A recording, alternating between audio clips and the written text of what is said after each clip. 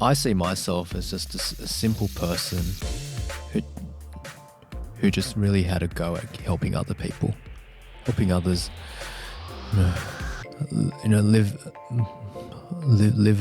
a better life. Working in the drug and alcohol sector, you see so much. I see so much unnecessary suffering and pain.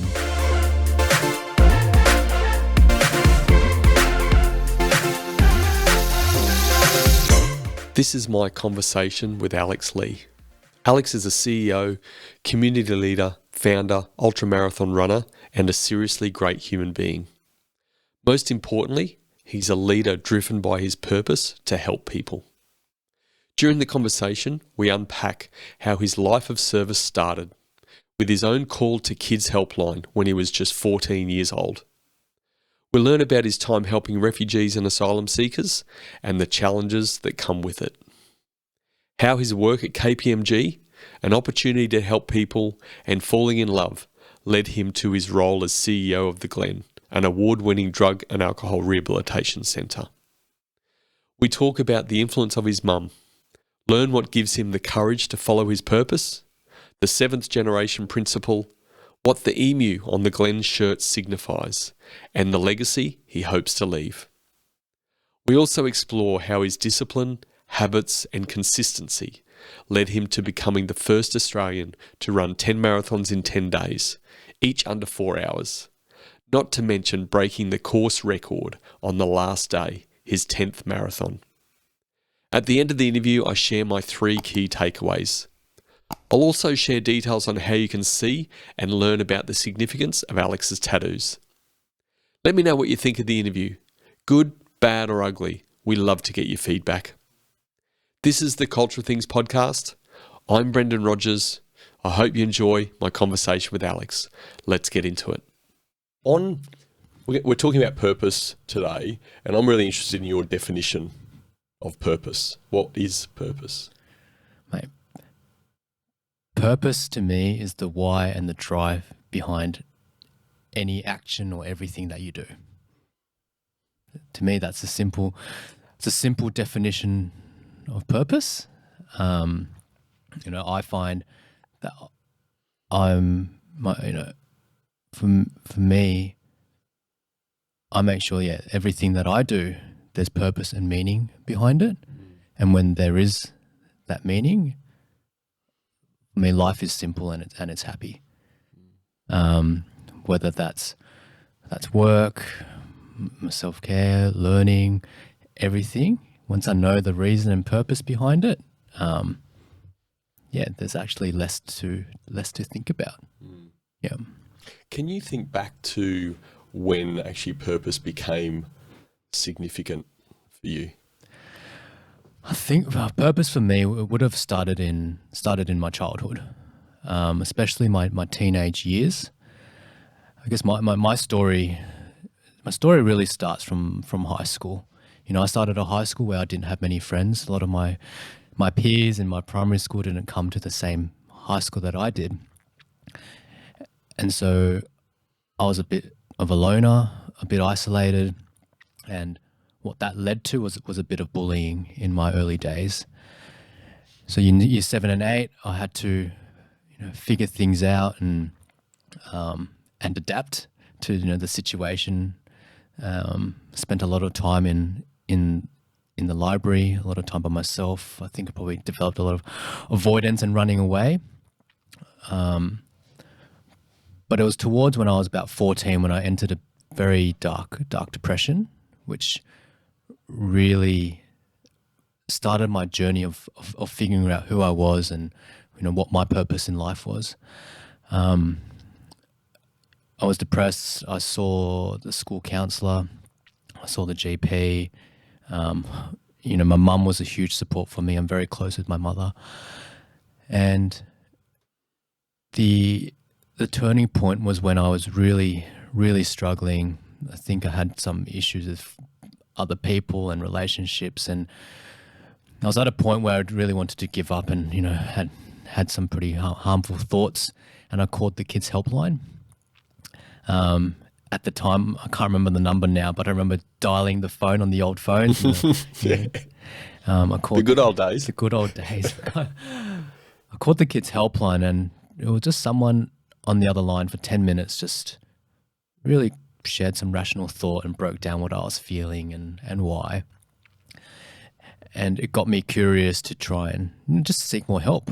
I think just having someone who called, who picked up very quickly as well, gave me so much relief that there was, that broke my chain of thinking. And so I spent lots of time with my school counsellor. I often avoided the school counsellor, but then that was when I started to see the counsellor quite regularly. I, through the sessions, the piece of advice that I always take on board was, Alex, if you want to, kind of, feel happy, you got to surround yourself with more happiness. I was like, that makes sense. You got to do happy things, surround yourself with, positive things, positive people. You just need more positivity in life. And I kept working with a counsellor. We did lots of exercises. She mapped out my week, and we highlighted what was giving me positive energy, what wasn't. And that was when I started doing lots of community work. I was, obviously at the time I was very, very shy, and it took me, I didn't want to do stuff with a lot of the things that she recommended in school and doing the volunteering through the school programs. I was like, no, I don't want to talk to people. I'll just find something myself. And so I just started doing Clean Up Australia days around my local area. I set one up in the local creek behind my house. Set up a site. I was the only person who did it when I was 16 years old. But over the years, more and more people joined that site. I think the second year I did it, there was a couple who joined, a bit of an older couple. My brother joined, and then it just started building. And by the end of it, I think we had about probably 15, 20 people helping out, cleaning up the local rivers. And that's when I felt so much, happiness and meaning in just helping the environment. So that's where it started. When you look back at the relationship you had with the counsellor, what sort of thoughts, emotions, feelings does that bring for you? I think now when I think back on it, it brings me joy. I think that's when I guess I found that courage to ask for help and get it. And I see that as a positive turning point in my life. To me, that was the change, because before that, what I remember from life before that was quite depressing. No lack of self-confidence, no self-worth. I was always putting myself down. And so when I started talking to the counsellor, and I still see from since that day, I still see a counsellor or a psychologist regularly. I still have self-doubt sometimes, but being able to talk to someone through it, work out my rational thoughts and getting help, I haven't looked back since then. So the emotions that I feel when I think back at that time, I think that was my turning point. Yeah. And that's led me to, I guess, what I do now. I think between then, like when I started doing the community work and the volunteering, that just became part of my life. That became my purpose and happiness. Even through university, when I was studying full time, I still made the time to, every weekend after uni, through the holiday breaks, volunteering has always been part of my life. There were, oftentimes people would ask me, do you want to go to the party on the Friday? And I'm like, no, I'm volunteering on Saturday. And at the time I was like, well, it's a bit weird. These are the uni days. These are the glory days. And I said, no, that's what I do. I got into a bit of a rhythm. I just tried to do everything. Once uni kicked in as a fresh start, I volunteered for, mental health was a big passion of mine at the time. I really wanted to find out a lot more about mental health, because of what I went through, the depression and bipolar and anxiety that I went through. I really wanted to figure out and learn more. So I volunteered to do lots of event management at Beyond Blue. I volunteered for this online forum through the Inspire Foundation, which is called Reach Out. So it was all about, finding causes that you're passionate about, and we did blogs and online videos, and I love doing that. But then the other one, which was a really big part of my life, was helping refugees and asylum seekers settling into Australia. When the time that I was getting bullied, I was actually getting bullied by a lot of new migrants who came to Australia, and it was probably my fault at times, because I would speak English well and often tease people, and I think my mouth at the time didn't contribute to reduce the bullying. So I worked with a lot of refugees and asylum seekers all through uni. I started on weekends. We had programs where we take people out on excursions, on camps. We had homework clubs. We worked at Villawood Detention Centre. The organisation was a network. It was run by purely on volunteers. So I met some amazing people who dedicate their weekends and time to help. And often then that brings me back to what the counsellor said. If you want to have a positive life, you've got to surround yourself with positive people. And I met an amazing crew of positive people there. I think that's why I prioritized it, because that was what made me feel good, but then also allowed me to help others as well. I think there's a huge benefit through mental health benefit through volunteering. Yep. So just to be really clear, what is Alex Lee's purpose? I would say my purpose is just helping people. I think everything I do now, I always think of how I can be helping people, how I can make sure that I'm in a good state of mind and at my best to be helping others, helping the community. And because I know that that's my purpose, I'm always looking for opportunities to do that. Obviously my job is about helping people, but then also outside of work, all my hobbies and everything I do is just about helping people. And so when when things come into my life which isn't aligned to that purpose, it's actually quite easy for me to say no to it. Even give us an example. Sometimes people ask to go out for dinner, and I'll go along, and it's everyone starts gas bagging and gossiping around the dinner table, and I'm like, geez, this is actually not good for my mental health or helping me out. And oftentimes I'll decline invitations, and if it doesn't really align with that, if I get invited to things which time is precious, and if I get invited to things which I don't feel like align with my purpose, I'm going to say no to it. Yeah.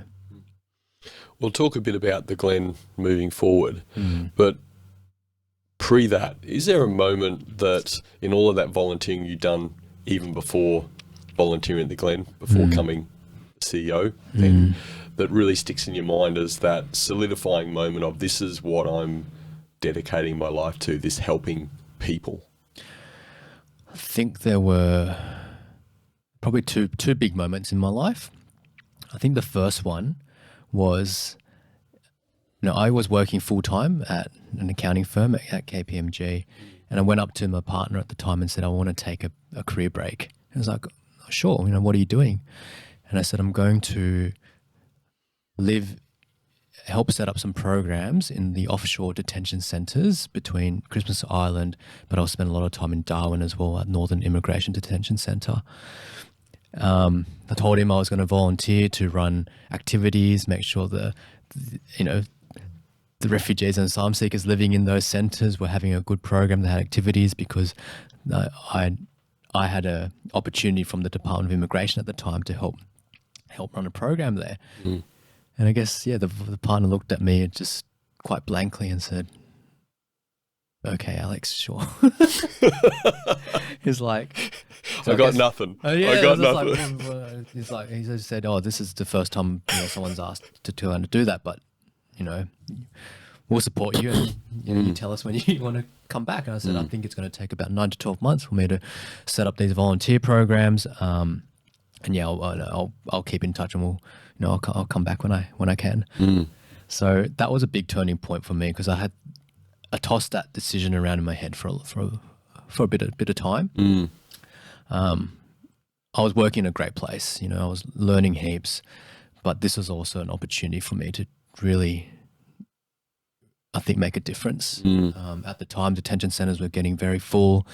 The Department of Immigration contacted me, and obviously our team.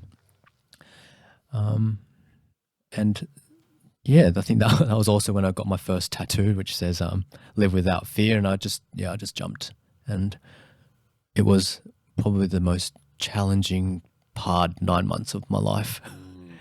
But I look back and I said that was where I learned so much.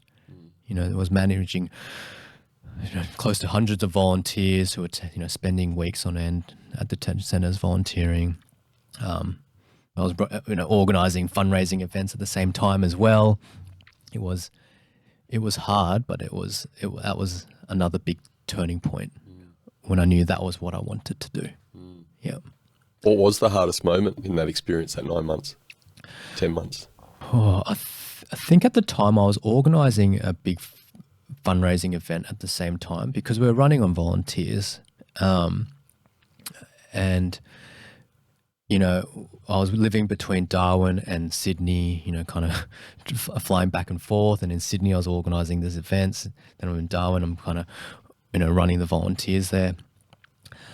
The hard part is, I was early 20s at the time, and learning how to manage people who weren't getting paid, hundreds of people. That was a huge challenge. Learning to motivate and inspire and keep people, what I always call keeping people's cups filled, dealing with stressful situations, and that was a huge challenge. Organising the fundraising event for a new organisation, again with volunteers, that was very difficult as well. I think the event management can be very stressful. Absolutely. And juggling that all, while studying, not easy. So how did you, given that situation, and certainly understand leading volunteers and some of the mindset that goes with that, how did you fill their cup, so to speak? Comes back to purpose. The first thing I needed to understand was their purpose and why they were volunteering. I think everyone comes in with their own whys. I needed to figure out, some were there really just to, some come as a social activity. Others will come because they want the kudos of doing charity work. There were others who genuinely had a deep-seated connection with refugees and asylum seekers. So really understanding their why and making sure we find the right opportunities and activities and things for them to do which aligned with their purpose, I think was really, really important. So there's, others come, those who come as it's a social activity and they want to just talk a lot and hang out, we'll make sure I might make that person the, a team leader who can touch base with everyone and have a chat and have a catch up and make sure everyone's, doing okay. Someone who's a bit more shy, but really can, a bit more organized, but really wants to do some of the hard work. They're, put them into organising programs. We had uni students who came in and just to learn more, so we'll be teaching them things and letting them try and fail and try again. So really understanding people's purposes was, for me, the most important part of managing them. Yeah. You mentioned your mum a bit earlier, and all mums are great. Yeah, absolutely. But you mentioned your mum was a significant part of Alex Lee in his youth. What's that significance? Share a bit about that. Yeah, so I'm very close with my mum. My mum's Heidi. I would describe her as one of the most compassionate, selfless people I know. We're very close. We go for walks together. We've gone on holidays together. but she taught me. So my first job was with my mum. She worked on these harbour cruises in Sydney. I remember it was New Year's Eve. She goes, Alex, come help me out on the boat. It's a public holiday. Come help out. I was cleaning dishes, peeling carrots and potatoes. But she, she gave me an opportunity because at the time I needed to do a bit of work and make some money. But it was always the little walks back. We finish work, 2 a.m. and we walk back to, I think it was Central Station, and we walk past homeless people, and she's always thinking about how she can help them, and always gave me the perspective is, we can always help people, and that really she always gets me curious to change my perspective on things. There's a story that I know when I was doing a bit more research around you. We've known each other for a little while, but there was a lot I learnt. There's a lot of stuff. You're a private man, as you say, and you don't share a lot, not because you don't want to, you just keep things private. But there is a story I heard around coming across a homeless person that your mum asked you, I think, Alex, what do you see there? You want to tell us about that? Yeah, so my mum asked me, what do you see? And I said, I see a homeless man. And but then she changed my perspective because she goes, she sees a beautiful human who might have just had a bad chapter or made a bad decision. And I think that comes back to purpose. You look at something or someone, you don't just look at what you see. You got to look at the why as to what's happened. And that has always implanted a bit of curiosity in my head to look at the why. And everyone's got a story, and she definitely kind of instilled that in me. Yeah. If this why thing, this purpose thing, is so important, and you're living your life driven by this purpose, why do you think it's not seen to be that important by what would seem to be so many people in the world? I think we live in a very busy world. A lot of information, and I think it's not something that's really taught in school, right? We get taught a lot about the what and the how, but we never pause to think about the why. I love reading books and love reading history, and once you kind of get to know everything, you can start seeing that behind everything we do and have in this world, there was a why behind it. And if understand the why, you can kind of see, I guess you can see why it's there. I think it's just the way we're taught is, at some point it got lost. Yeah. So you did work at KPMG for a number of years, 7 or 8 years, I think you'd said. Yeah. How does KPMG and purpose and Alex Lee helping people come together? Good question. I look back and think of how it came together as well. I think my route towards working at KPMG was my kind of. I actually really do enjoy working with numbers. I had no idea. I found my strength. I love it. I love numbers. I love things organized. I really knew that in high school. I think in year 12. In year 12, I actually found some old books the other day, and I've got a 12-month study calendar of exactly what subjects, how many hours on what subject I'll be studying every single day between the start of year 12 to the HSC, which test papers I'll be doing, and I'm mapping out, I could do at least 10 years worth of trial papers before the actual HSC. And I had a bit of an organized, pedantic mindset. This your nickname? The organizer. Yeah, that was my nickname. You can my always close friends gave me that nickname. Yeah.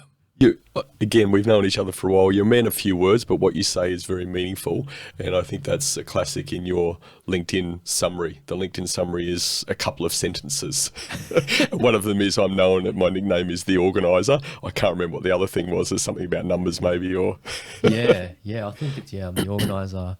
I run ultra marathons. That's what it was. Sorry. I'm the organizer and I run ultra marathons for fun. That was it. That's it. I think that sums up my life. It does sum it. Shall we end this podcast now? But as we're talking, there's a lot of purpose behind those two statements. Yeah, exactly. I think the being organized made me. I mean, that's kind of my way of dealing with my anxiety. I think through school I learned that always so anxious about the future. I had to put things down on paper, and that really eased my anxiety. It might be over the top, but for me, that's what works for me. Having it's the thing about, you get anxious about stuff you can't control, and then you're trying to control it a little bit. And for me, planning allows me to feel like I'm in a little bit of control. Obviously, now I learn that life always throws curveballs, and plans got to adjust, and I'm good at doing that as well. But KPMG, I love business studies, I loved economics, I love maths, and naturally, the safe option at the time. I think when you're in high school through uni, that was a career path that a lot of people took. You try and get in the Big Four. They're amazing places to learn.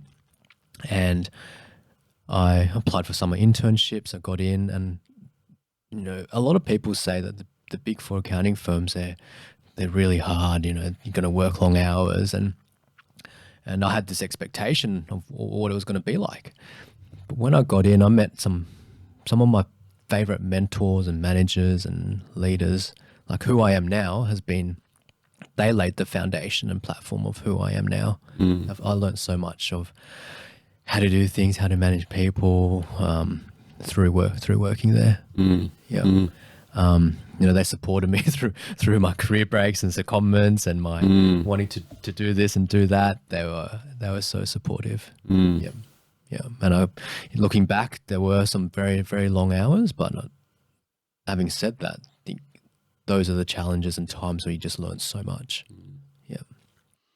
What do you think are those couple of things maybe that through that experience and that time at KPMG, a large organisation globally, that has sort of stood you in good stead and carried you forward so well? I think the big things are learning about being organised and coordinating.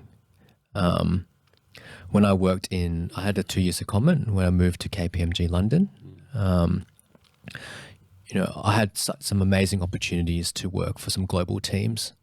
I was working on some huge global audits, simply organizing a face-to-face meeting of, partners and managers across 32 countries was really hard. Different time zones and organizing different things and bringing all together, flights, agendas, meetings, learning about calendar management was, time is obviously a very, precious and valuable asset that we all have, and managing that well, managing priorities, learning what's important and what's not. I had some very, very driven mentors who made me learn how to do things efficiently, and understanding processes. I think audit, living in the audit world for so many years, getting the opportunity to go into different companies and seeing how the money comes from the customer to how it ends up on a financial report. I actually found that very fascinating, and all the systems and hands that it goes through and making sure it's correct. You do learn about, everything in life is a process. Organizations are a complex system of different processes. And again, that comes back to understanding the why. As customers, we can see things on the front, but there's a whole chain of processes and whys behind why things are the way they are. Yeah. You mentioned your career breaks through that sort of KPMG series. So my head goes straight to, what was KPMG doing, or what was that environment not filling your cup because you needed to take career breaks? Yeah. So I did work I worked in financial services. I have to be honest, very interesting industry, but it wasn't my passion. I really wanted to, get involved and learn about sectors which are helping people more directly.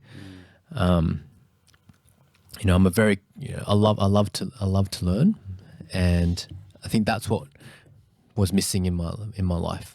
I still continued to volunteer when I was working full time at KPMG. I volunteered wherever I was, in Sydney, in London. I ran volunteer programs whenever I could.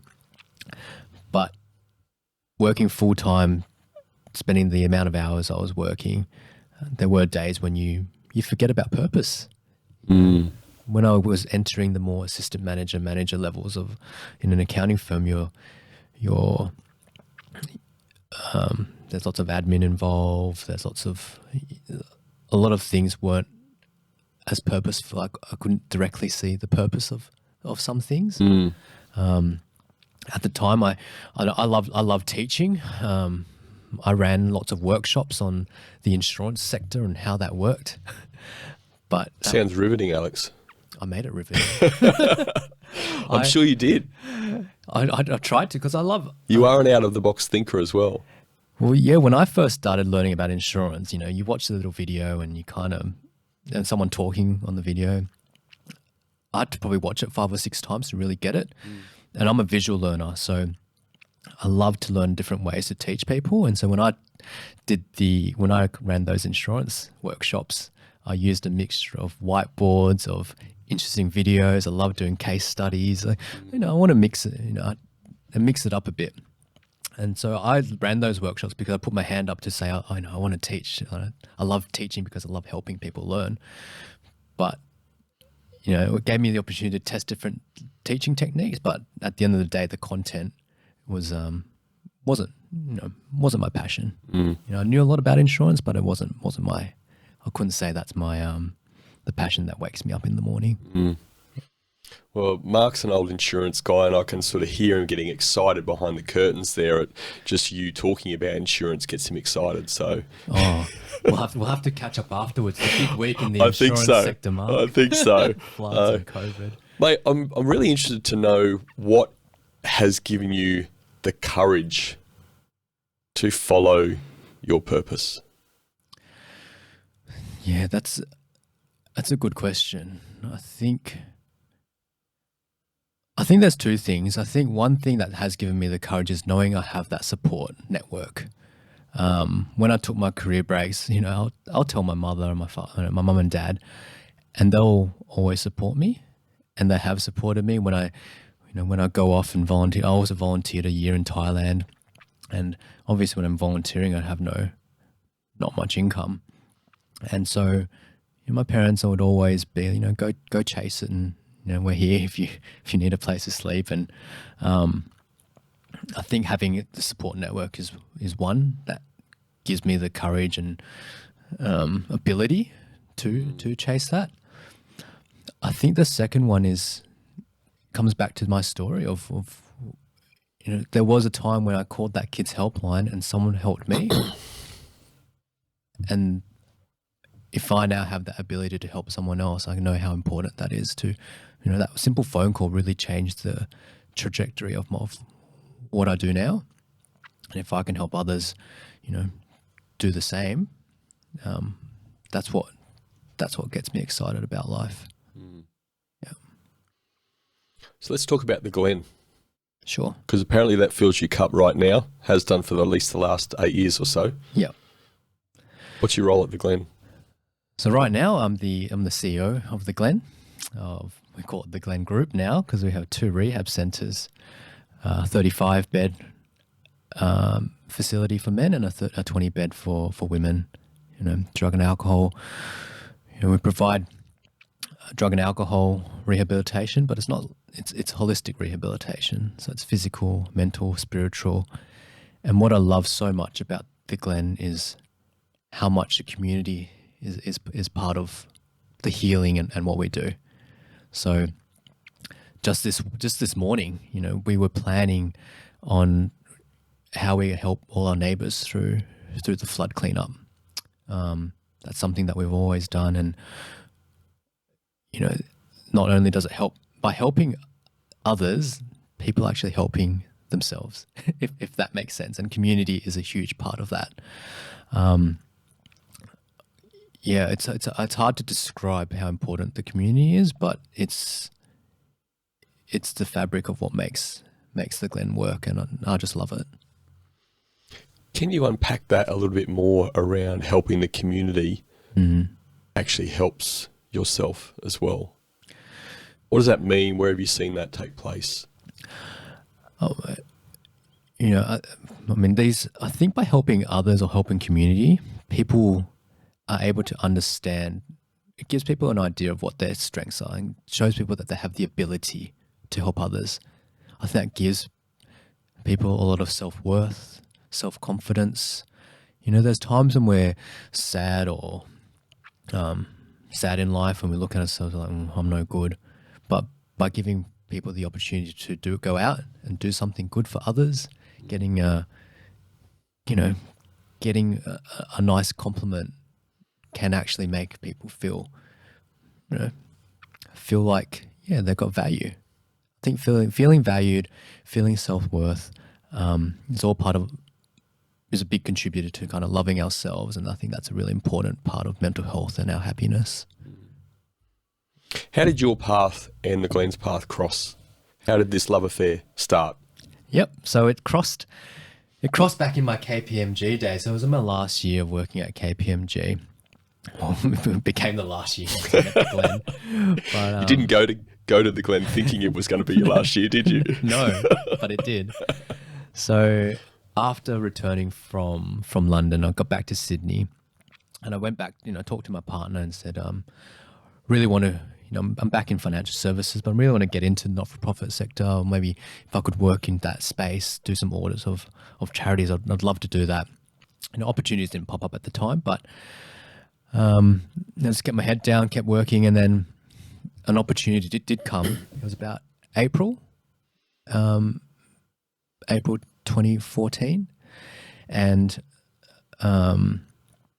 there was an ad that came up through the Darwin program. So the Darwin program is a not-for-profit that connects corporate people with Aboriginal community-controlled organisations.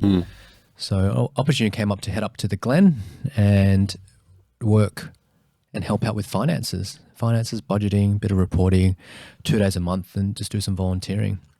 And so when the ad went up, no one in the firm signed up for it. And so the partner forwarded it to me because he knew that I always hassled him about, trying to get into the community sector, doing some work. And so he forwarded it to me as like, Alex, check this out. If you're keen, you can head off. And I said, it starts in 3 weeks. I'm like, yeah, just go check it out. And so I came up to the Glen and went to the Darwin induction for a week. Came up to the Central Coast. I don't come up to the Central Coast much, so I got dropped off at Tuggerah Station. I thought I could walk from Tuggerah to the entrance. And then I was checking maps and I was like, oh gosh, I can't do this. So we'll come back to that. Is that where your love affair for long distance running came in? Yeah, kind of. But I kind of arrived, did a week of kind of camping and learning, visiting all the other organisations here on the Central Coast. And we got a tour of the Glen, and I spent a day up at the annex, which was the Glen's Hunter Valley site at the time.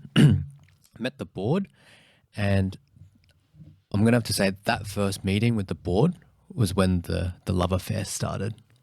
I think I heard we run by five very passionate Aboriginal women on the board, and learning about their stories of why they were on the board. That was it. I fell in love with their purpose. I felt the passion and the meaning behind what they stood for, why they were there, why they loved the Glen so much.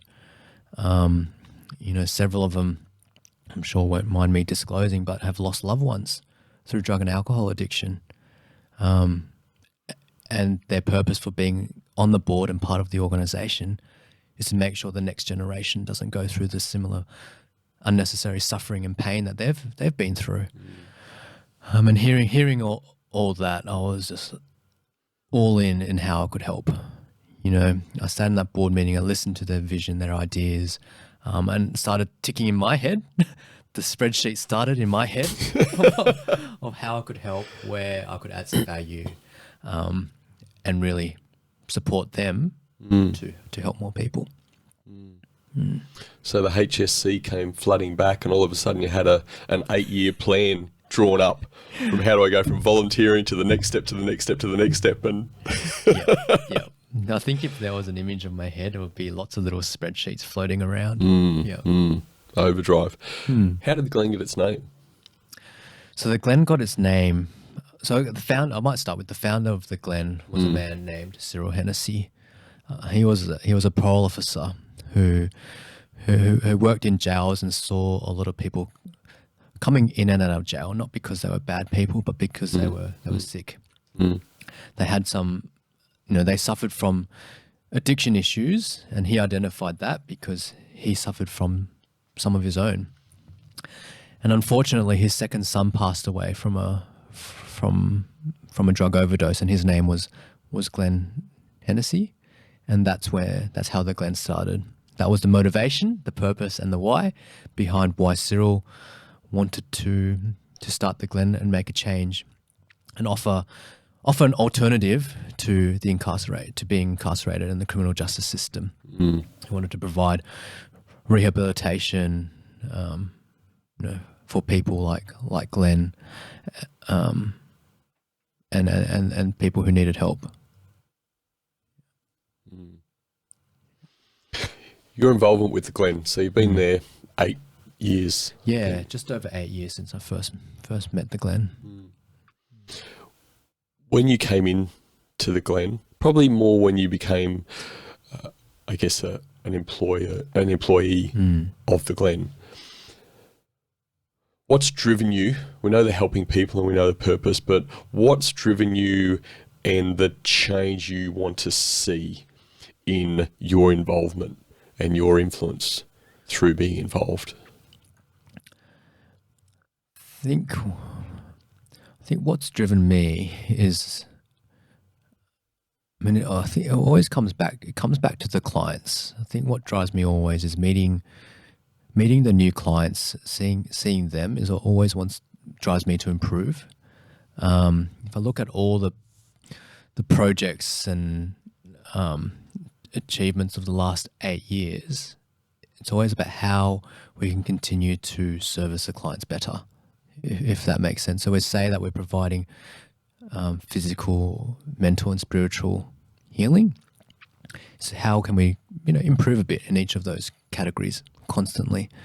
So, for example, even in physical, small little projects like upgrading the gym, offering better food, having more organized personal training classes, going out for sport. I think that's it's always about what the needs of the clients are to keep me driven, finding more opportunities to help people. We get so many people reaching out to the Glen for help. I'm thinking, the data head in me, the data showed in last month that over 170 people applied to kind of come into our centres.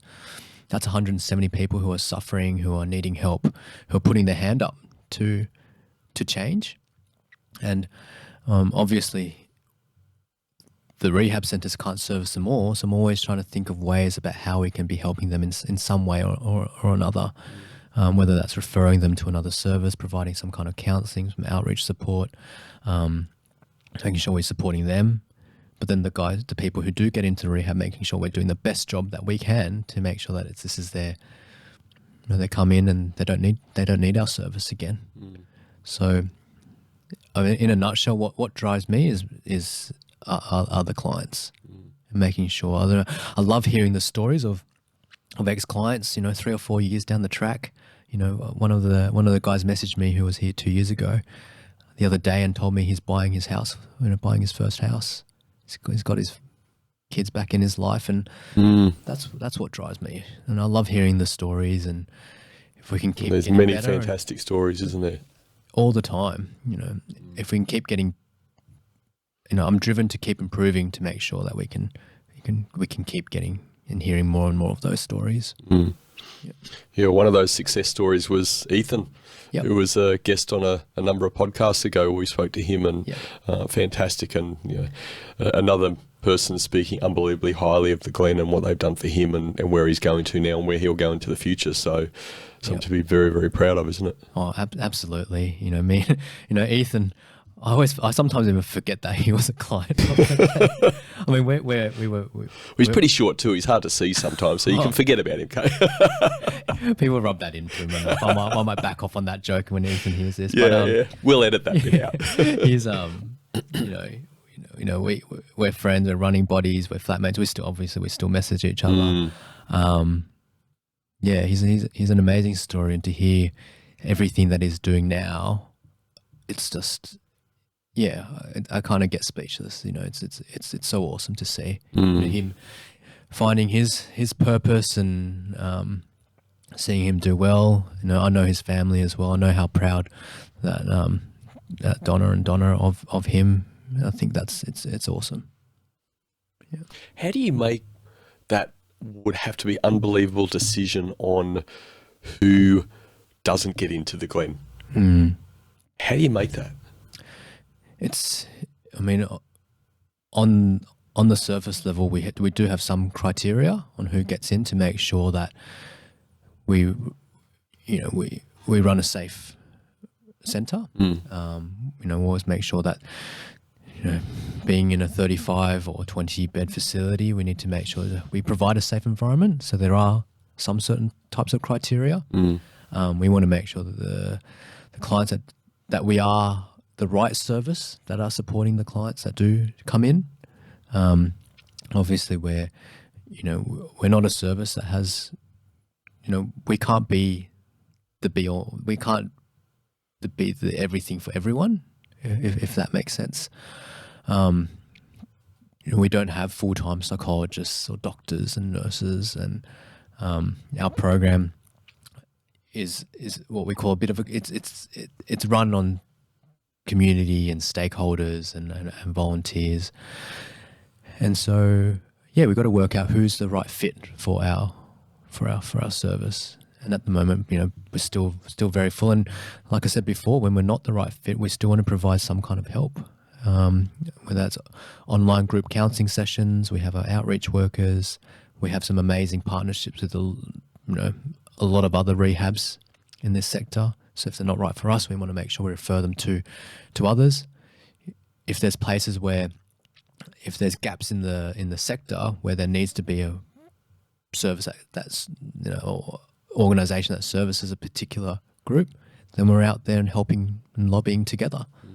I think when services work together to help fill the needs and gaps, that's when we're all working well. What sort of advice do you give clients? And again, I know you're the CEO, and there's lots of people in the organisation that are interacting with clients. But what advice do you give, or what advice do you give the people you're leading in how you help these people, the men and women of the Glen that come in that are frankly lost, and how do you help them find their purpose and their path in life? I think it comes back to our whole, model of care. I think we take a very strength-based approach to how we help people. It's getting people to realise that now everyone's got strengths and abilities. It's helping them, giving people opportunity to share their skills, their gifts or abilities with each other. I think that's probably the starting point, is for people to help realise what they're good at, where they can. I think that gives people their self-worth and their self-value and confidence. I think that's a huge starting point. Finding purpose is hard. I think it takes a lot of time. It takes a lot of trying. I think that's probably the second part, is to try, to have a go. Um, you know, life for me, I always think that, I always love to give everything a go. I try, and that's how you start to realize what you like and what you don't like, what you're good at, what you're not good at. When I was in school, I never played team sport. I was always playing the most individual sport where I didn't need to talk to people. So it's swimming, swimming and library. Now look at you doing podcasts, talking to thousands. This is and this is a good example of giving everything a go, stepping outside your comfort zone. I really struggled with public speaking. 5 years ago, if you asked me to go on podcasts, I'll probably just break into a ball of anxiety and finding an excuse to say no. That's why I waited 5 years, mate. I think that's the second one. So just try everything. When I first started at the Glen, I tried playing touch footy, and then that's when it really solidified my notion that I don't like team sports. And the team doesn't like you to be on their team either? Yeah. I think just giving everything a go. There's no such, to me in life, there's no such thing as failing, only learning. If you do enjoy doing something, and it gives you confidence and makes you feel good, you keep doing it and keep consistent. That no failing, only learning, and even just what you said there about consistency. Yeah. There's something, again, that you'd said somewhere. I've never heard you say this, but I know that you live and breathe it. It's actually not what you say. And there was something I found about your words: discipline leads to habits. Habits lead to consistency, and consistency leads to growth. Yeah. That's profound. How the hell did you come up with it? I must have Googled it somewhere. I think, I draw a lot of my inspiration and motivation from books and podcasts, and I think that was one I must have read somewhere. But what does it mean to you? Well, the first point about discipline, I think that's really important, and discipline again comes back to purpose. I know my purpose is, I know my purpose is to help people, and to help people, I need to be the best version of myself all the time. And to be the best version of myself all the time, I need to be disciplined in looking after myself physically, mentally, and spiritually, because I'm no good to anyone if I'm not running well. And so discipline means, again, it's, if I know that that's what I'm meant to do, and discipline is saying no to a lot of things. It's making sure that I have a good routine that I stick to, and if things come my way and it's going to shake that routine a bit, I have to say no. I guess when it comes to discipline, like physical exercise is really important to me. Most mornings I go for a jog. Most weekends I do a bit of a longer run, and there's times when things come and try and can shake that routine a bit, and I need to make sure if I adjust, and if I can't adjust, I have to say no, because that's what it's my habit, and I know that that's what's going to help me be at my best. So discipline, and once you start getting disciplined and start doing it, I find that my body gets into a bit of muscle memory, and it just keeps doing it, and that muscle memory is kind of what your habits are. And so now if I wake up and I don't even need to think about it, and my body kind of just puts on my joggers and goes for a run. Once you get into the habit of, I love cooking. I learned cooking through my mum, and for me, going home and whipping up a really nice healthy meal for 15 minutes, like that's just a habit now. I think we are. I mean, it's you've heard this saying a lot, but we are creatures of habit, and we have a choice through discipline whether we make them good habits or bad habits. And you've got to be pretty disciplined to not stray away from that. And now there's so many distractions in life. There's times when if I mentally get drained and I open up YouTube or Instagram and start going through reels, if I don't pull myself up and be disciplined, I can be on that thing for hours. A lot of us can. Yeah, and that then becomes a new habit. So I set little limits on how much I spend time on social media. I make sure I spend the right time on emails and don't. I mean, I could be spending 24/7 checking emails and reading and replying. Yep. So being very disciplined and blocking out time to work on my priorities and what's important. I think that's what there's a start of discipline, but then you get into a bit of a habit. And once I think you get into the habit of doing the good things, the right things, and the important things, you just get into a bit of a flow. And so I know my flow, and I don't get distracted anymore. We'll dive into a bit more of that in your running expertise soon. Sure. But before going into that, I just want to stick with the Glen. So you've been there a while. Yep. Been the CEO a while. What are you most proud of?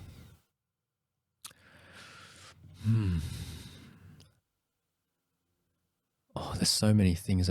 I think the thing I'm most proud of is seeing now that, after 8 years, there's a whole team of leaders and managers coming behind me. I've seen some. I've been very lucky to work with some amazing colleagues. They all know who they are, and seeing them now, oftentimes some of them run the rehab better than I run it, and I'm pretty proud of that. At the men's centre, I mean, I look at our team and the staff members. Most of them are all fathers. Most of them have been through our program, and I think seeing them being positive role models for their kids. I know all their kids as well. I think that's what I'm really proud of, is that making a generational impact. Sometimes I see them bring their kids and they're running around on the veranda and running into my office, and I love seeing that. I think that's what makes me pretty proud. Thinking about the clients again, your experience over this time there and what you've seen, what holds specifically the client or the clients back from finding their way, finding their purpose? I wouldn't say there's a single specific thing, but I think one thing that always sticks out to me is is the serenity prayer. You got to accept the things you cannot change, and I guess and then change the things you can. I think that comes back to that. I think a lot of people kind of, often blame, look at the outside world, what's external that's causing them the issues. But at the end of the day, the only thing that we can change is our own, how we react to the environment, how we respond, how we think, our own mindset. And that second part of the serenity prayer, where it's, you got to have the courage to change the things you can. I think looking at ourselves internally and changing ourselves is the hard part. We can talk about, we can blame this, we can blame that, we can make excuses, but at the end of the day, the only person who can change us is ourselves. And I think looking internally can be very challenging and very hard. I think that's where courage plays a really, really important part. There's a start, and you got to take full responsibility. You got to take a lot of responsibility for yourselves and working out how you can change the way you think, how you respond to things, learning of positive ways to deal with situations. To me, I think that's a challenge for not just for our clients, but I think it's a challenge for everyone. It's a challenge. I find that to be a challenge every day as well. When things don't go our way, it's like, oh, how, if I look at this week alone, we get thrown lots of curveballs. There's COVID, there's floods, there's, there's sickness, there's under-resourcing, lots of stuff happening. But I can't control a lot of that, but we can control how we respond, how we deal with it. And I think when you get into that mindset of accepting and taking responsibility for how you adapt and deal with it, I think that's a starting point. Like we always say, there's a saying we have at the Glen here that we actually don't save lives, we don't change people. We just provide the environment for people to change themselves. And that's what they do. I think that's what the clients, when they come into the Glen, that's their journey, is their journey to work out. We provide a lot of tools and opportunities, and they change. They do the changing. We have a little bit of influence, but they do it. Unfortunately, the majority of people around the world, at least the research says, they're unhappy in their environments. They could be happier in other environments. What advice would you give the masses, those that are listening to this or watching this, to help them on a path of finding whatever that good thing is, that thing that's going to fill their cup? I think people who want to change their environment, I think it's starting off, for me, I think it's about perspective. I've been very lucky to travel to a lot of countries in this world. I've been to some of the most poorest regions, but there are people who can, I think happiness comes from within. I'm a pretty simple person. I don't have that many, I don't have that many materialistic. I'm not that materialistic or have many things, but I think environment plays a part, but it's how you see it. I remember one time, it's a quick story. I was living in London. I was living in a place called Battersea, and you have to kind of walk. You get off at, I think it was South Clapham Station. You got to walk down this pretty dark road to get to our house. And at the time, you kind of got to walk through all the social housing blocks, and there's a few little ghettos, and there's kids just mucking around on the street. And so I had a flatmate at the time who walked and said, "Oh, I hate walking down this street. And I feel so it's a bit sketchy and I feel scared and dangerous." But when I walked down, I just loved it. I loved the activity. I loved the laughter. I had actually ended up walking past the, I saw this house that was just always, you could hear the noise. You could hear people singing, and it was just noisy. And I actually walked up and knocked in and checked it out. And I actually it was a little organization. It was called the Achilles Network. It was a group of it was a Somali community center. They'd have their prayers there. They have a little youth club. They play table tennis, and I just loved it. I actually ended up volunteering there and setting up a homework club, and helped with some funding applications. But I always look at that because I look at that street, and for me, that was some of my most happy memories. But for someone else, it was always it was scary. And I think to change our environment, we can't change our environments. We can try. Humans, we always try to change our environments, but really, if you change your mindset and change your perspective, I think that's where the starting point can be. Well, let's hope everyone's got a mum like your mum, Heidi, who can help you change that perspective, because it sounds like a great example of the story you shared earlier, doesn't it, about the homeless person and what you see. Yeah, exactly.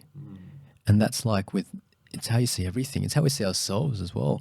Sometimes I'll look at myself and, I'll put myself down. I'm like, I'm always anxious. I'm always so nervous. But I look back, and I guess that anxiety actually helps me be a really good planner and organizer. It makes me, I can draw a half-decent risk management plan as well with all the anxiety I have. You can do anything Excel, mate. Yeah, totally. Yeah. Classic. Yeah. The Glen. So I know that you will move on from the Glen at some point, and maybe some point in the nearer future. What do you hope to achieve at the Glen before you go? I think the Glen will always be part of my life. So, never see it as leaving. I think it'd always be, the Glen, coming to the Central Coast, the Glen has been my family here. Obviously my family's overseas, and they'll always be part of me. So I'll never really see it as I'll be leaving. But what I do want to achieve is to make sure that it's in safe hands. Whether that's through the right policies and procedures, the right team, making sure that, I guess, the legacy I leave is that it's going to be, there's going to be the right people and right structures to take it to the next level. I came in with some of my skills and background from the KPMG world, a few of my communities, my volunteering world, and I feel like I've, added my mark and, left a few good. I've left a few good things behind, a few good way things are done. But if I want to the biggest thing I want to achieve, is to make sure that there's the right people to take it even further. Running. Where does running fit into your life? So running, apart from being crap at team sports, so you had no other choice. Exactly. Where can I be the most isolated? Running in the mountains. Running away from people. Running. I mean, I've been doing bits of jogging and stuff through when I was at KPMG and at work. I did the City to Surf. I did little odd pieces of running. I mean, I don't even call myself a runner. I just call myself a bit of a fast jogger, I think. And it was always my way to relax. If I'm having a bad day, I'll go out in the afternoon, go out for a jog. The weekend, might even just be a solid power walk. I mean, my mum loves, again, my mum's back in the scene. She loves going for walks, love bushwalking, and we often just go together. That's when we have lots of our deep and meaningful chats about life, about purpose, about death. Death always comes up as a bit of a topic. Yeah, wow. Yeah, and I think it's actually a really good thing. Some people find it weird, but we always talk about death, and we actually practice our eulogies and stuff. And she's always told me what songs she wants at hers, and I'll tell her what songs I want at mine. And I think, great to have that sort of preparation, I think, isn't it? Oh, yeah. Anxiety is squashed. Yeah. But I don't know, those chats actually make me remind me of purpose again, what I want to be remembered for. But back to running. So running's just been a way for me to just to chill out, to de-stress, to gather my thoughts. Working in the drug and alcohol sector, there were my first few years, I found it really hard. You're in a residential facility. You're in a bit of an emotional bubble with clients, with staff. Emotions are high when there's constant crisis. There's there's stuff moving. There's so many moving parts to running a residential facility, a charity. It's a business. It's so many stakeholders. And so I always felt that I generally thought I learned how to be emotionally balanced, but when I started working at the Glen, there were days my emotional center kind of went off course a bit, and I dealt with it through just running around the trails. The Central Coast has some beautiful forests and national parks, and I found so much peace. And I love running on sand as well. There's some beautiful beaches as well. Just running on the sand and watching the sunrise. It got me calm and centered again.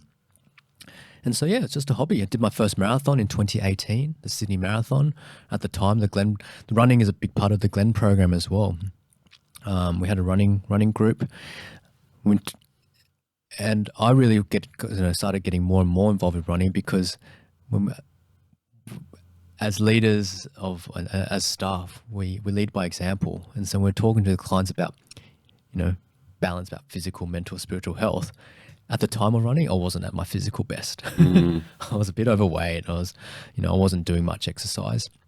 And so, yeah, I just started jogging. Yeah, 2018, I just started jogging, just enjoyed it. I think I did a half marathon. I think I did the Bay to Bay. And then September 2018, I did my first marathon. Yeah. You've done a few since then. Yes. So you are currently you hold the Australian record. You're the only Australian to run 10 marathons in 10 days, sub 4 hours for every marathon. And you hold the record for the course on that marathon. And you did that on the last day, on the 10th marathon. Yeah. How do you do that? In a nutshell, I'm not too sure. There's got to be something, because not everyone does that. I enjoy running. I've got these images of like Forrest Gump, just keep running, just keep running, just keep running. All of a sudden you run across America and not even realise it. Yeah, well, that's like you just enjoy running. Well, my missus, my wife, she called me Forrest Gump sometimes, and you know, at the time, I'll be like, hey, I'll tell her, I'll message her. I said, I'm just going out for a run. She'll message me 8 hours later. She's, where are you? Back yet? I'm like, no, I'm still out. She's like, don't lie to me. And I'm serious. I'll have to take photos. You know, I'm just out and I'll be home soon. I mean, what is the discipline, you know, the habit forming, the consistency that's needed to even contemplate being able to achieve something like that?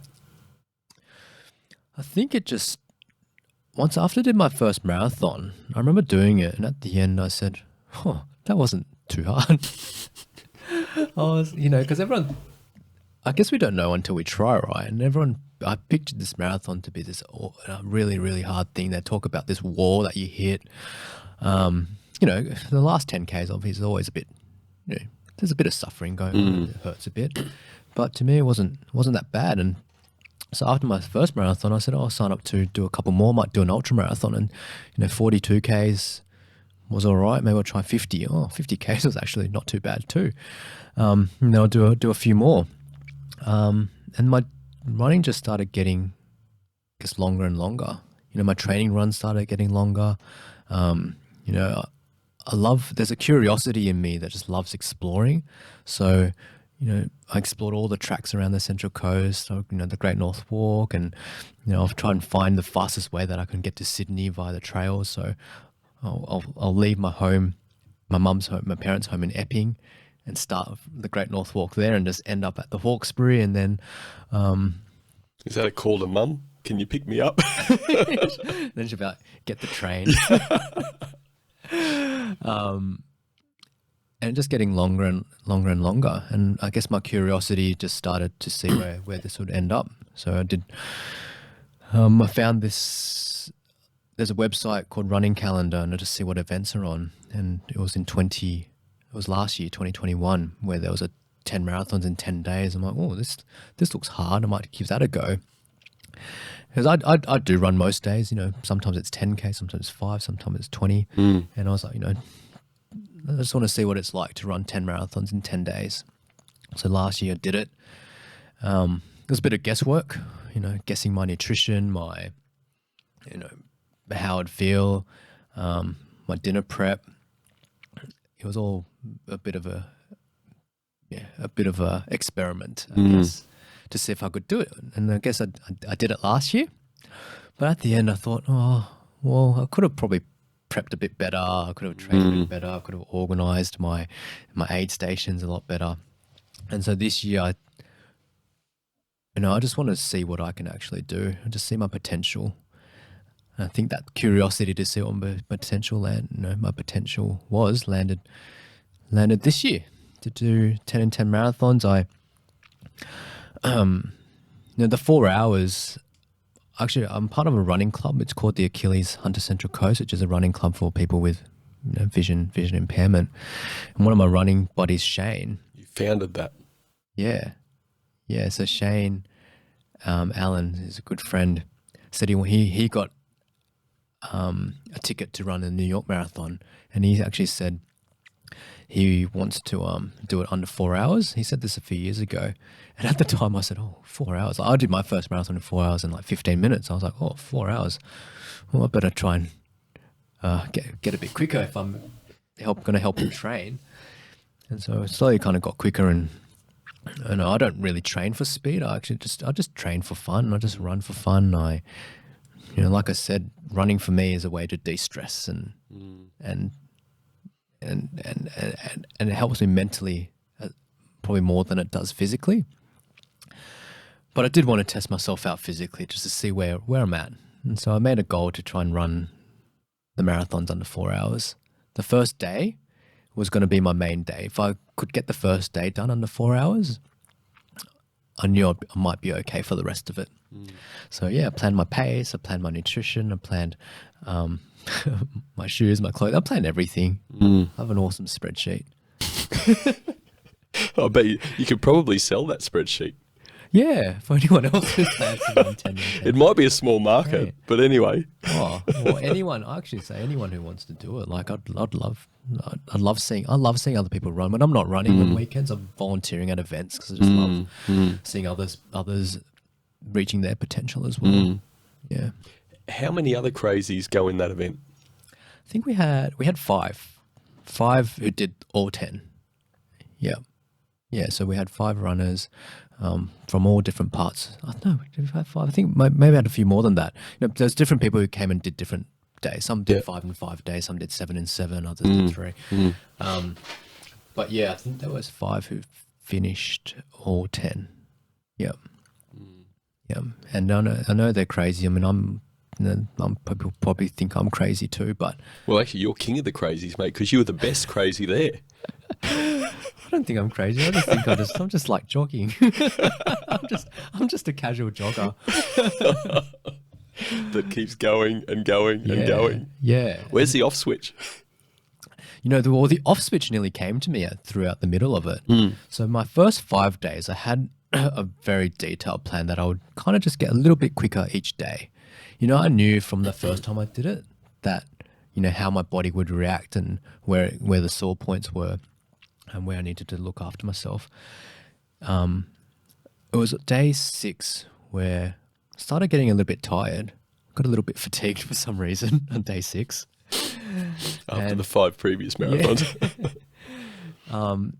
And it was a bit of mental fatigue because every kilometer I was keeping track of how fast I was going, and I was, the whole time I was running, there was some awesome math calculations happening in my head of how much I needed to run and how far I had left and what pace I needed to do. And I just kind of got mentally fatigued by doing that. And so day 7, I just said to myself, well, I kind of gave myself an out. I said, just, you run because it's your way to de-stress. It's your meditation. Just forget about trying to do it all under 4 hours and just enjoy it. And I think when I gave myself that out, I started enjoying myself a lot more without the pressure of looking at my watch, looking at my pace and doing things like that. And yeah, from day 7 onwards, I started getting my fastest. Just out there enjoying it. And because it's stretched over 10 days, you don't know the weather conditions as well. So that was some days it was pouring rain, other days it was hot. There was other days it was foggy, it was frosty, it was slippery. So yeah, day 7, I just let go of that, remembered my why, remembered my purpose, and just went out there and just jogged. And just started jogging faster and faster. And then on day 9 in the afternoon, we had a guy there called Michael Gentle who does all the recording. He records all these races, which is why I knew. And I checked with him first and I was like, "Hey, Michael, is there anyone else who has done these 10 marathons in 10 days under 4 hours?" And he goes, "Just check the records. I haven't." And I'm sure someone has done something in the past similar, but maybe it hasn't been recorded at an event. And he goes, "Yeah," and he kind of gave me the challenge. Said, "Yeah, the course record for this particular track is 3 hours and 32 minutes. And I was like, "Oh no, I didn't know that." Might. And when I got home, I was like, day the 10, mind's ticking got nothing over. to lose. I may as well give it a crack. And then I I did this time. I did go. I knew that if I was to break this, I had to run every kilometer under 5 minutes, and I just ticked at my watch and checked that I ran under 5 minutes each K, and did that and felt all right afterwards. So I finished in 3 hours and 31 minutes because I didn't want to go. Just stayed close to it. What's the next challenge in the running map for Alex? So the next challenge. So now I'm doing a lot more longer. I'm doing a few longer runs. Yeah, they weren't long enough, those 420 odd kilometers in 10 days. So I'm doing a few 100K, 100-mile runs. I've signed up. So when I talk to, I love the people I run with. I think one of the big things of running 10 marathons in 10 days, you're running past your fellow runners constantly. And I think the camaraderie and support from them also was a huge factor in getting through it. There's so much, we had dinners together afterwards, we chat. And when you have 5 pretty crazy runners chatting, you come up with some crazy ideas. So, there are, I learned a lot from them of what's out there. I learned about some 200-mile runs, which are, which run annually. There's one called the Delirious West. There's the Irrational South. So I'm going to do one of them next year as well. Yeah.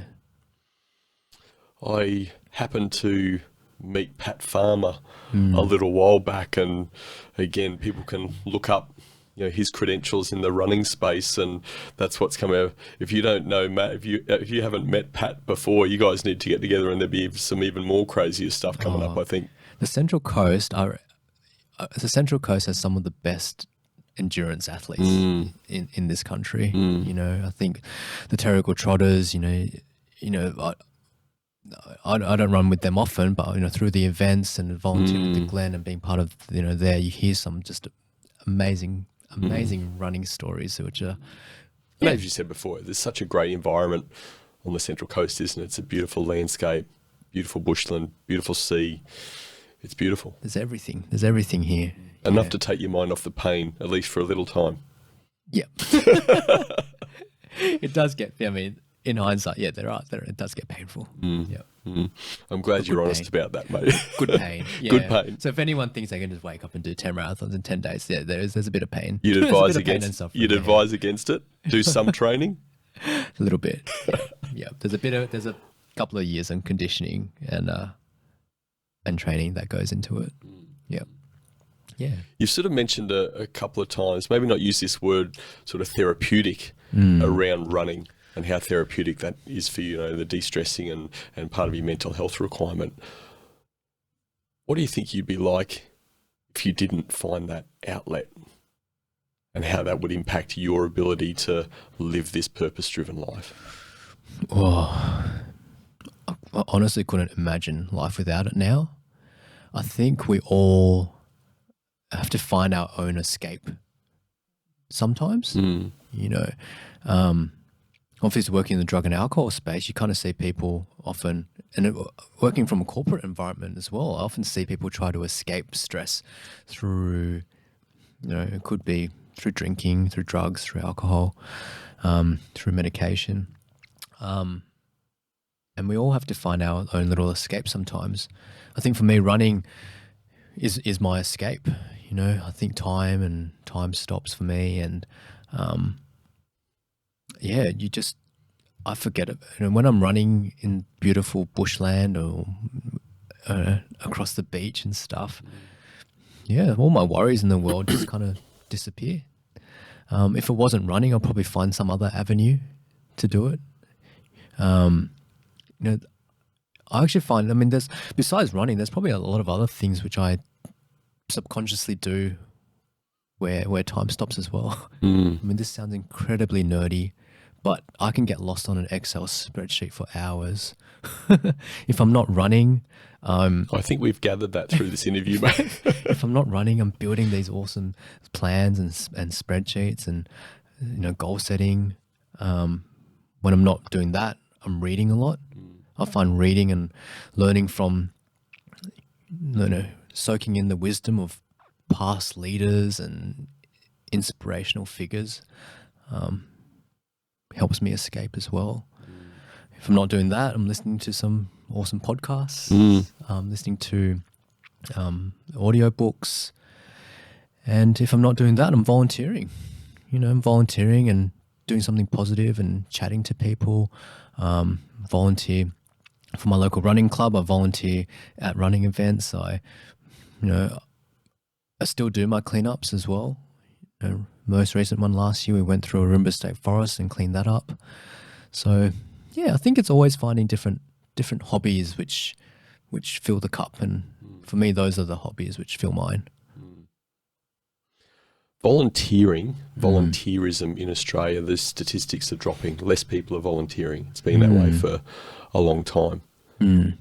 Pull out your magic wand. How do you change that?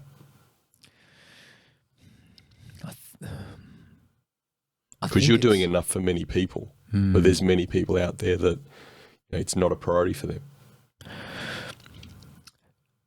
Yeah, I think if there was a magic wand, I think it comes twofold. I think one is to reduce the barriers to volunteering, making it easier. Linking. I see a lot of things popping up where it's got a little bit of a brokerage system of linking up people's passions with opportunities to volunteer.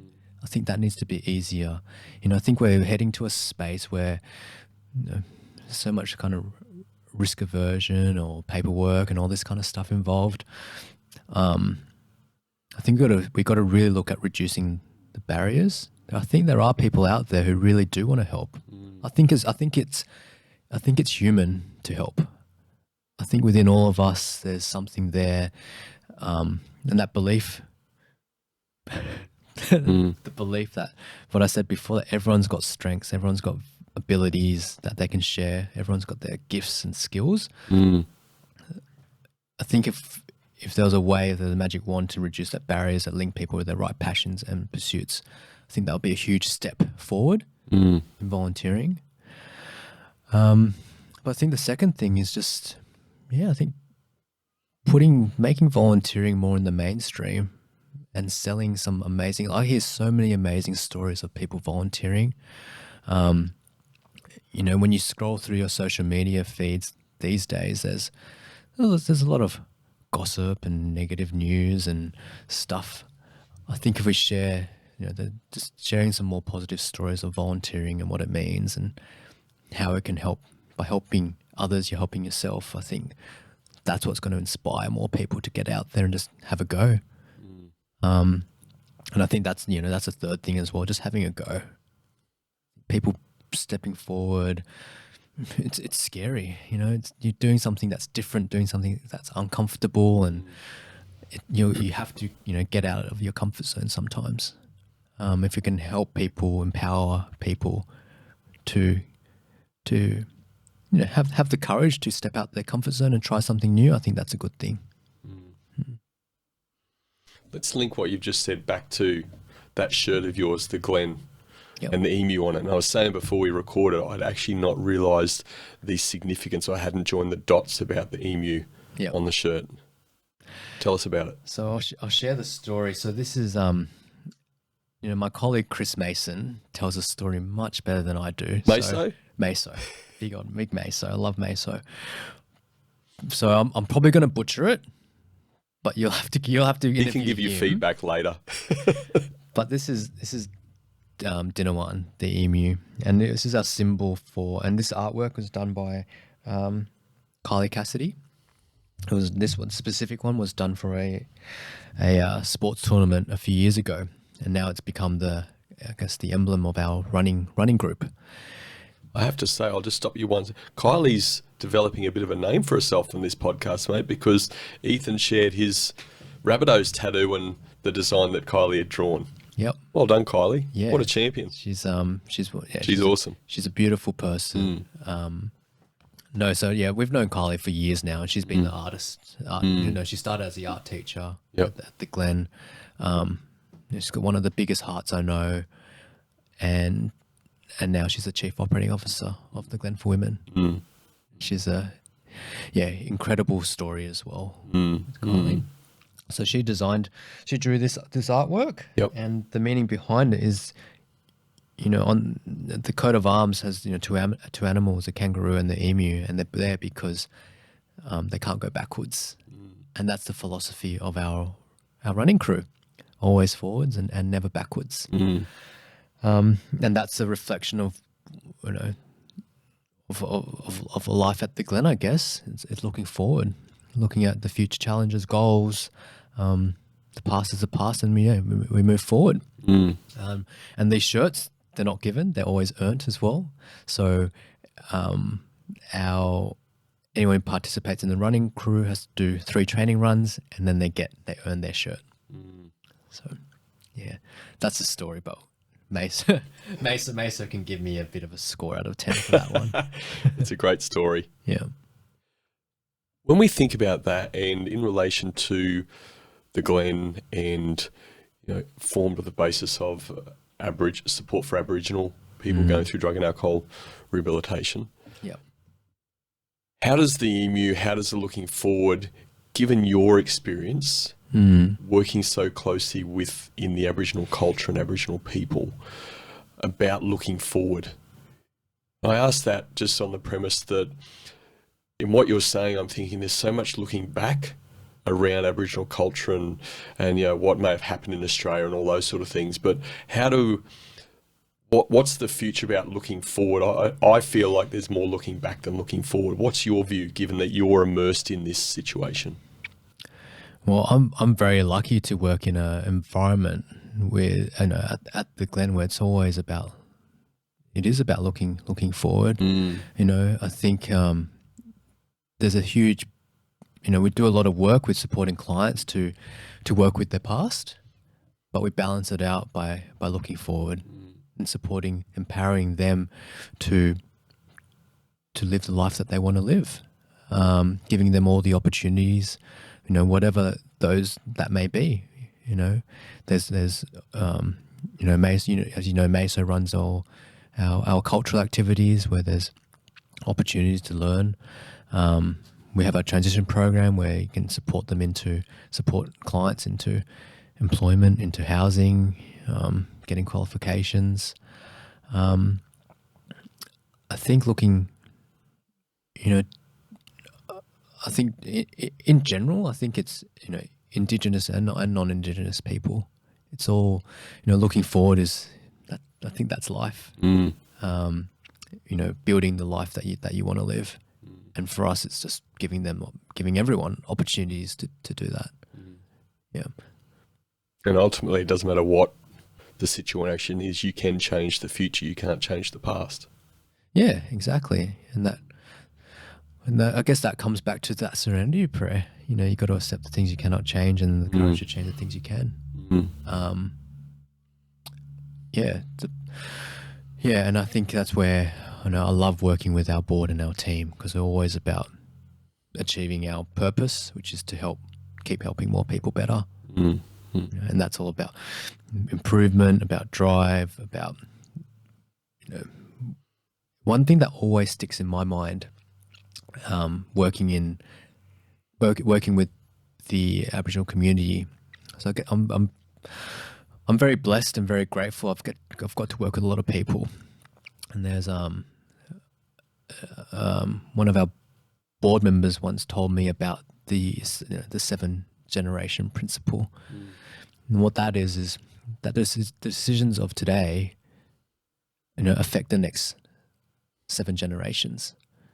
And to me, I was like, that really embodies everything you just said. That's totally future planning. It's about looking forward. And so when those pieces of wisdom, I think there's actually a lot to learn from that. Is it's actually all about looking forward, and looking forward not just short term, but looking forward way longer term than we do in our current society. Because that's what gives me purpose as well. Is we might be helping one person now, but we're actually helping the next generation. We're helping their kids. We're helping their kids. We're helping grandkids. And so that really sticks to me all the time. Yeah, the decisions of today affect the next 7 generations, and that's looking forward. When you're on one of these walks with your mum, Heidi, you mentioned before talk about what you'd like someone to say about you in your eulogy. Yeah. So what do you want that someone to say about you? He's an organised bloke who runs ultra-marathons for fun. Well, someone's already saying that about you. What else? Oh, we have a laugh. I mean, we don't take we actually joke around a lot, and I always joke around about things I would say at hers. She's like, "No, don't you dare say that." But man, What legacy do you want to leave? Man, I just want to be I see myself as just a simple person who just really had a go at helping other people, helping others, live a better life. Working in the drug and alcohol sector, you see so much. I see so much unnecessary suffering and pain, and if I, can live a life where I can help, a couple of people live a happier life without as much suffering, I'm pretty stoked. I'm like you said before, I'm a very private person. I'm very low key, so yeah, I just want to make sure that at my funeral people don't spend too much money. Keep it low key. Don't waste too much money on it. And if they got to spend, make sure it's tax deductible. Yeah, make sure it's tax deductible. Find a cheap venue. I'm gone already. It's okay. Yeah, I'm really that's, and I guess that's the conversations I have with my mum. My legacy is just a simple bloke who just wanted to help out. Yeah. You're a lifelong learner, so what has had, or who has had, the greatest impact on your leadership journey? Whoa. I've had a lot of mentors through life. I think if I look at every chapter of where I've helped in the refugee sector, at KPMG, even the Somali community leaders, every person who I've learned from, who's pushed me, I think I'll definitely remember, I guess, all the lessons. I guess I can be my own worst enemy sometimes, and I don't see my own value. And I think the greatest mentors I've had are people who have seen seen the strength in me and my abilities, and have pushed me to reach my potential. I think at KPMG at the time when I worked with multiple partners. When I was there, I was there sitting in the office. It's 9 o'clock. I'm eating a takeaway dinner. I'm like, I was challenged to the point where I was questioning whether I wanted to do this. But I realized that some of these projects that I'm working on, I look back at now, I learned so much from them, and the partners that I work with just challenged me to be at my best. Working with when I was working in the detention centers, I had a mentor there who was always giving me advice on how to run events, how to coordinate things, how to work with volunteers. Or everything I learned there, I walk away with. Now working at the Glen, working with Joe for the last 8 years and the board, they always challenge me and push me. They make sure I'm doing things, the right way and the best way. Now, at times it's stressful, but I know that they are. Having so many mentors in life, I know that it comes from a good place. It comes from a kind place. It comes from a place where they want to be helping more people, helping the Glen, helping clients. It comes from they're wanting to make sure I'm at my best. I reach my potential, and I'm always getting challenged and learning. Yeah, and so I think I've had a lot of mentors. I mean, and when I don't have mentors live, all the books I read are mentors as well. If I struggle with something, I always find a book which can be helping me deal with different situations and scenarios. Yeah. Alex Lee, you're a top man. Got a life and you're living a life driven by purpose. Absolutely. You're a friend first, a client second, and you're still alive and you're already making my life much better. Mate, I appreciate you very much. Thanks for being a fantastic guest on the Culture of Things podcast. Thanks, Brendan. Well done, buddy.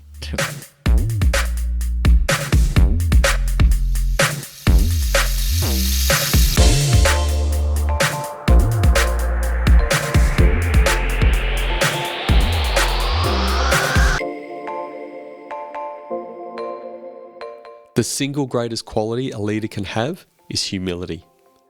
What is humility? In a nutshell, it's the ability to put other people's interests ahead of your own. Alex Lee epitomises humility. His behaviours continuously demonstrate how he puts other people's interests ahead of his own.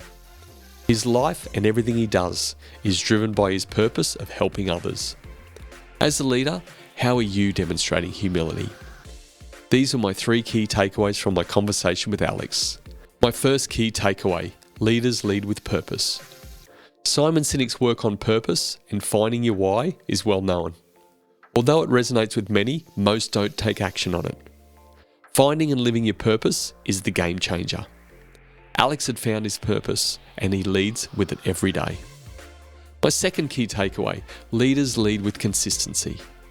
They're consistent with what they do, how they behave, and how they show up every day. Alex quoted John Maxwell's law of consistency. Discipline leads to habits, habits lead to consistency, and consistency leads to growth.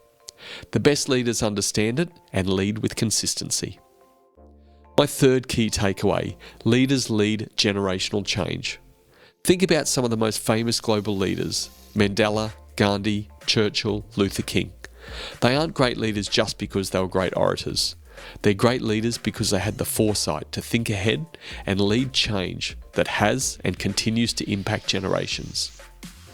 So in summary, my 3 key takeaways were: leaders lead with purpose, leaders lead with consistency, leaders lead generational change. What were your key takeaways from the interview? Let me know at thecultureofthings.com, on YouTube or via our socials. Thanks for joining me, and remember, the best outcome is on the other side of a genuine conversation.